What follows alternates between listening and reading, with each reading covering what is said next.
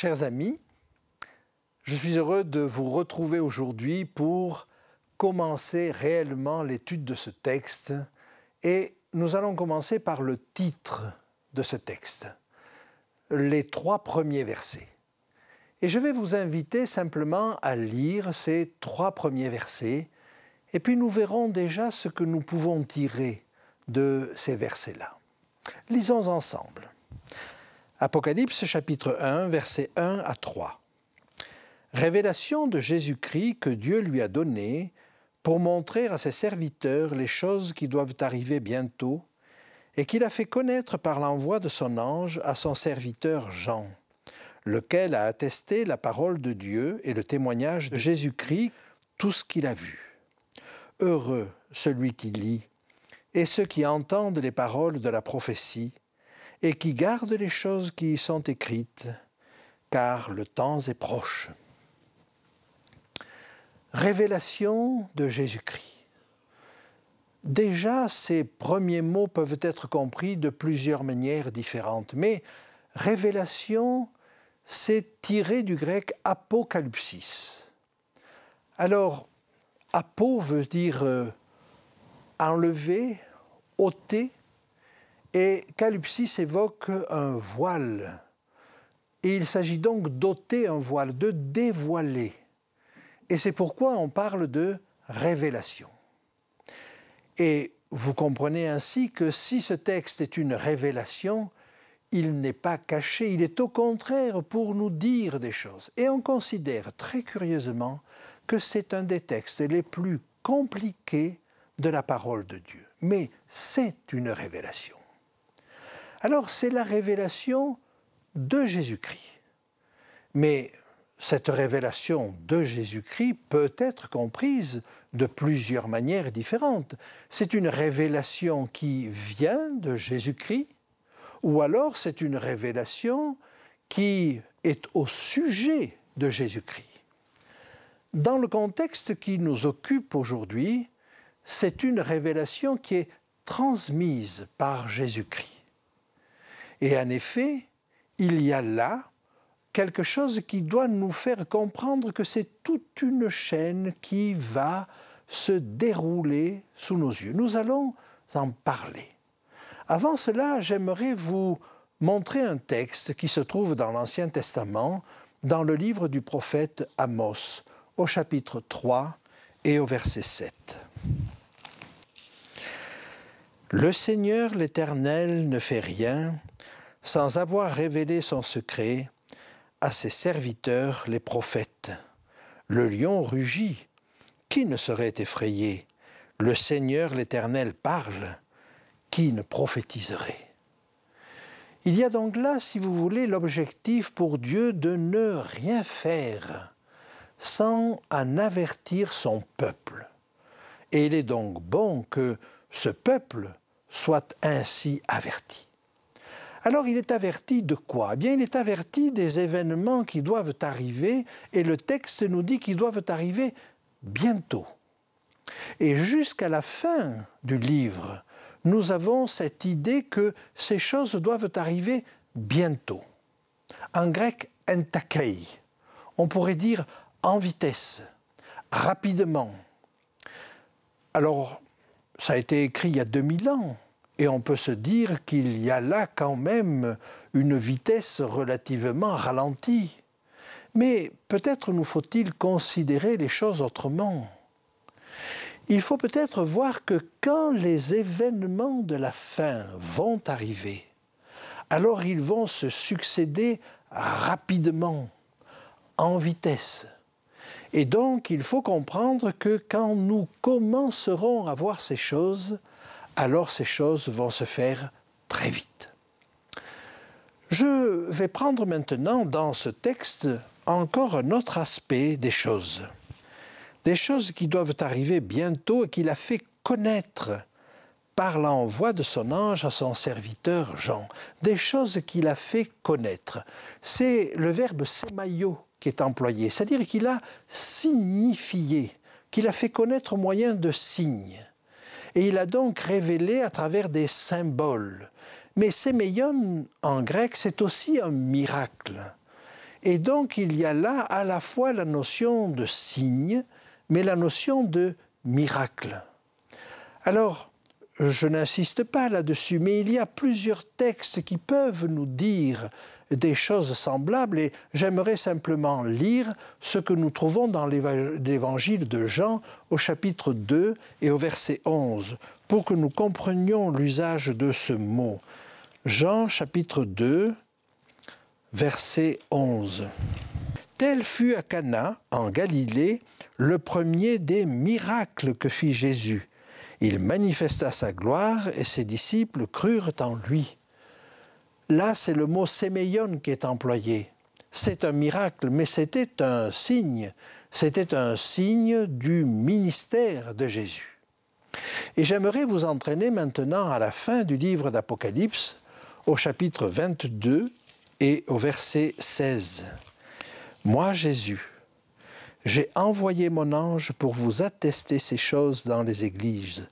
Je suis le rejeton et la postérité de David, l'étoile brillante du matin. » Il a donc fait connaître ces choses par son ange. Et là, j'aimerais que nous revoyions ensemble ce qu'est cette chaîne de transmission. Car il y a une véritable chaîne de transmission. Si vous regardez ce premier verset, il nous est dit révélation de Jésus-Christ, mais que Dieu lui a donné. Donc la première étape, c'est que Dieu a donné une révélation à Jésus. Et Jésus l'a fait connaître à ses serviteurs, mais il l'a fait connaître comment? Il l'a donné à son ange, qui lui va la donner à Jean. Et nous allons d'ailleurs voir à plusieurs reprises dans le texte ces trois personnages, Jésus, l'ange et Jean. Et Jean va être interpellé soit par Jésus, soit par l'ange directement. Mais c'est un ange qui est chargé de lui montrer ces choses. Et Jean a écrit ces choses. Et ce qu'il a écrit, c'est pour le lecteur. Mais le lecteur, lui, va le donner aux auditeurs.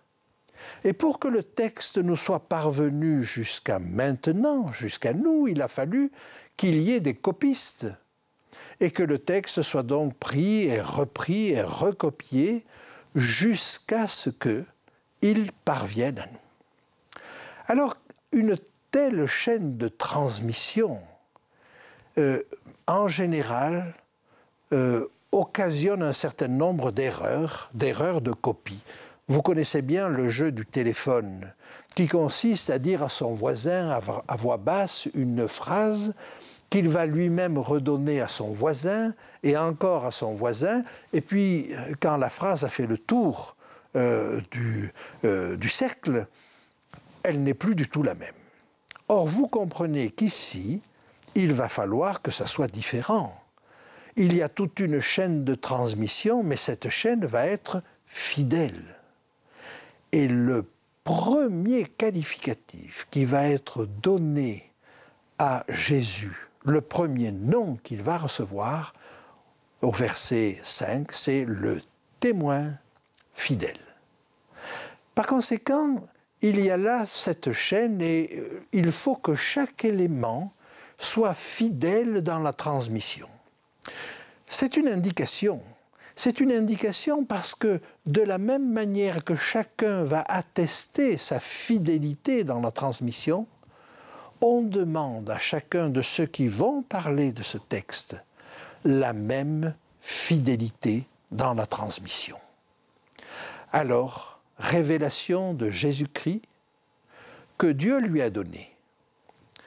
Dieu la donne à Jésus, qui la donne à l'ange, qui la donne à Jean, qui la donne parce qu'il écrit au lecteur, qui la donne aux auditeurs, et d'auditeur en auditeur jusqu'à la dernière génération. J'aimerais vous lire à cet égard, tout à fait à la fin du livre, une idée comparable que vous allez trouver au chapitre 22 et au verset 17. « Et l'Esprit et l'épouse disent « Viens ». Et que celui qui entend dise « Viens ». Et que celui qui a soif vienne. Et que celui qui veut prenne de l'eau de la vie gratuitement. Ainsi, nous pouvons comprendre pourquoi ces choses-là nous sont détaillées de la part des premiers maillons de la chaîne. Maintenant, j'aimerais que nous abordions le verset 2. Lisons ensemble ce que nous dit ce verset 2. Lequel, donc Jean, a attesté la parole de Dieu et le témoignage de Jésus, tout ce qu'il a vu. Jean va attester ce qu'il a vu. Évidemment, ça rentre dans le cadre général de toutes les attestations que nous allons voir dans ce texte. Et aucun texte biblique, à ma connaissance, n'a reçu autant de certification d'authenticité. Ce que nous voyons là de la part de Jean, nous allons le retrouver de la part des différents maillons, c'est-à-dire de Jésus et de l'ange, jusqu'à la fin du texte d'Apocalypse. Je vous invite à retourner au chapitre 22 et à regarder à partir du verset 6. Apocalypse 22, verset 6.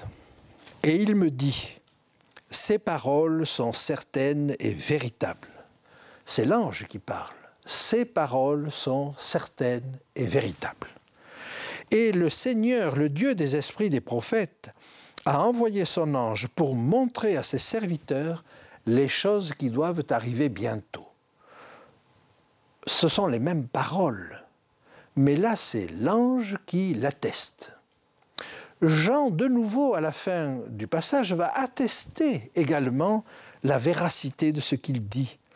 Verset 8, « C'est moi, Jean, qui ai entendu et vu ces choses, et quand j'eus entendu et vu, je tombai aux pieds de l'ange qui me les montrait pour l'adorer. » Jésus lui-même, à plusieurs reprises, va attester également la véracité de ces choses, et non seulement la véracité de ces choses, mais le fait que c'est lui qui a envoyé son ange. Regardons ce qu'il dit au verset 16. « Moi, Jésus, j'ai envoyé mon ange pour vous attester ces choses dans les églises. Je suis le rejeton et la postérité de David, l'étoile brillante du matin. » Plus encore qu'une attestation, il y a une menace tout à fait à la fin du livre, les versets 18 et 19 du chapitre 22, qui nous montrent à quel point Dieu ne plaisante pas avec ces choses-là. Lisons ensemble. « Je le déclare à quiconque entend les paroles de la prophétie de ce livre. Si quelqu'un y ajoute quelque chose, Dieu le frappera des fléaux décrits dans ce livre. Et si quelqu'un retranche quelque chose des paroles du livre de cette prophétie, Dieu retranchera sa part de l'arbre de la vie et de la vie sainte décrit dans ce livre. » Il y a donc là, si vous voulez, quelque chose d'extrêmement important. Dieu tient beaucoup à ce texte-là. Dieu tient beaucoup à la précision, à chaque mot. Et je peux vous dire par expérience que chaque mot a sa place. Non seulement il a son sens, mais il a sa place, il a ses relations. Il est placé à tel endroit parce qu'il a du sens à cet endroit-là. Au point que je ne me pose plus la question simplement « qu'est-ce que cela veut dire ?» mais je me pose la question « pourquoi cette chose-là est dite à cet endroit-là ?»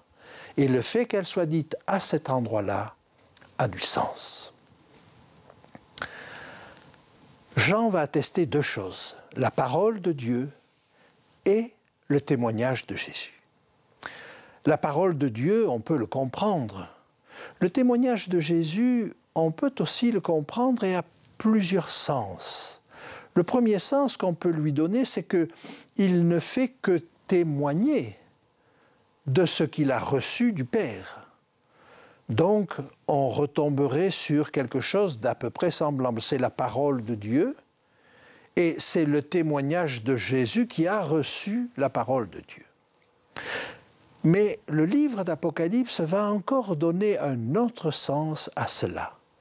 Et je vous invite à regarder au chapitre 19, le verset 10.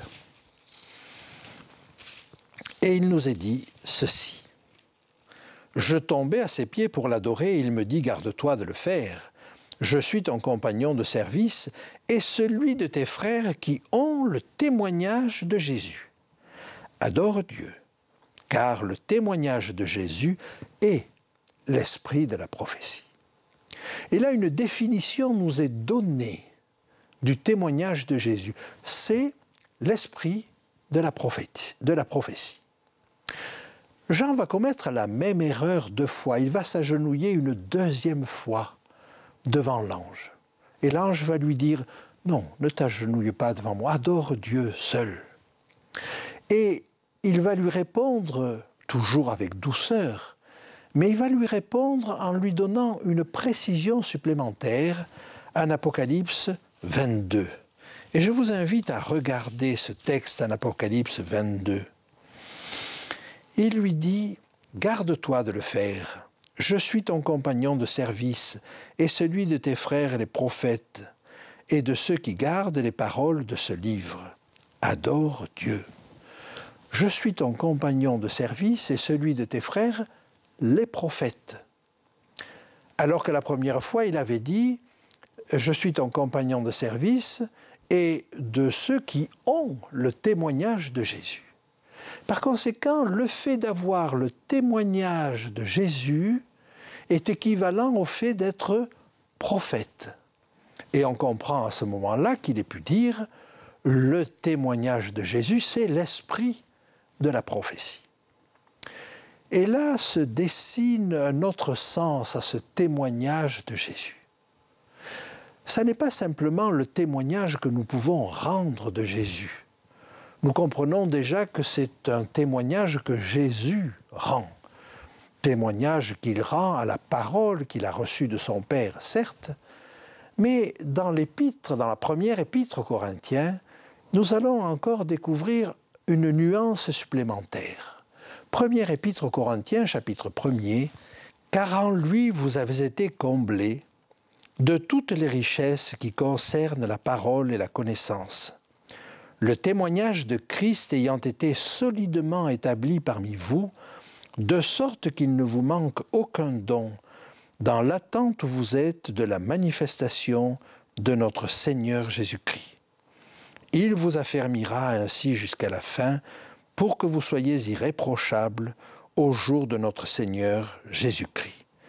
Dieu est fidèle, lui qui vous a appelé à la communion de son Fils Jésus-Christ, notre Seigneur. » Ainsi, ce texte nous dit le témoignage de Jésus ayant été solidement établi parmi vous, de sorte qu'il ne vous manque aucun don. Eh bien, les dons que Jésus donne à son peuple, c'est son témoignage. Il témoigne ainsi de son Église. Alors, il nous reste encore à étudier ce texte. Heureux celui qui lit et ceux qui entendent les paroles de la prophétie et qui gardent les choses qui y sont écrites. J'aimerais vous dire, avec une profonde conviction, que ce texte s'est révélé vrai pour moi. Ce texte m'a apporté du bonheur.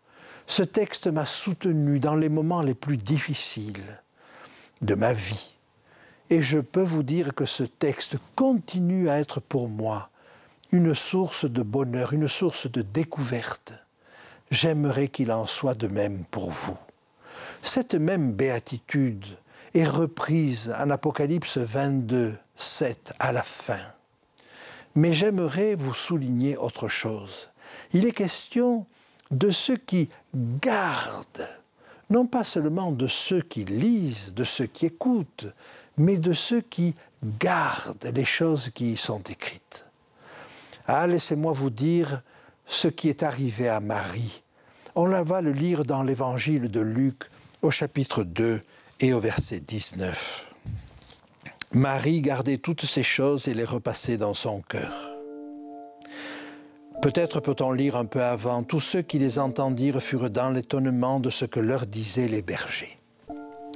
Marie va recevoir des informations extraordinaires à la naissance de Jésus. Elle va recevoir des informations de la part des bergers. Elle va recevoir des paroles étonnantes de la part du prophète Siméon ou de la prophétesse Anne. Et évidemment, elle n'avait qu'un bébé. Oh, elle savait bien que ce bébé était venu de manière extraordinaire. Mais elle entendait des choses merveilleuses. Est-ce qu'elle les comprenait toutes? Certainement pas, mais elle les gardait dans son cœur. Et le moment venu, quand ces choses se sont produites, alors elle a compris ce que cela voulait dire. Eh bien, de la même manière, le texte nous invite à garder ces choses dans notre cœur. Oh, il est probable que vous ne comprendrez pas tout.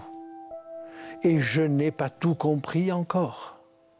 Mais ce que je peux dire, c'est que ces choses, je les garde dans mon cœur. Et récemment encore, des événements importants sont venus trouver leur place dans la prophétie, place qu'ils n'avaient pas trouvée jusque-là. Gardez ces choses dans son cœur, gardez les choses qui y sont écrites, car le temps est proche. Alors, est-ce que je peux me permettre de vous dire, non seulement il y a du bonheur à étudier ce texte, mais vous ne serez pas déçus de garder ces choses dans votre cœur, car maintenant, les événements vont vite, chacun le sent. Et vous allez réaliser que ces choses qui étaient dites depuis très longtemps sont en train de se réaliser sous nos yeux. Dieu, à travers ce livre, veut ouvrir nos yeux, veut ouvrir nos cœurs et veut nous rendre heureux.